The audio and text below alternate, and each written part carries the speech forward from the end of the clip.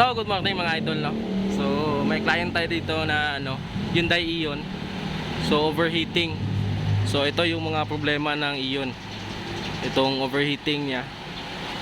Kung hindi sa fan, dito sa kanyang thermostat housing. So, as you can see, papakita ko sa inyo.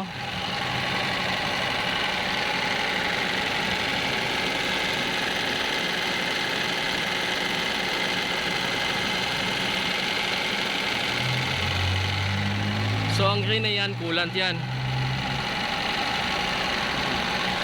So ito, linis. So kukuha ko doon.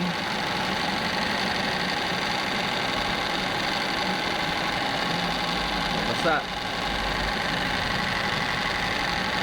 So papalitan nito is thermostat housing, pati water inlet at saka outlet, pati yung kanyang sensor para wala itong leak niya. So yun lang mga idol, Hyundai Ion.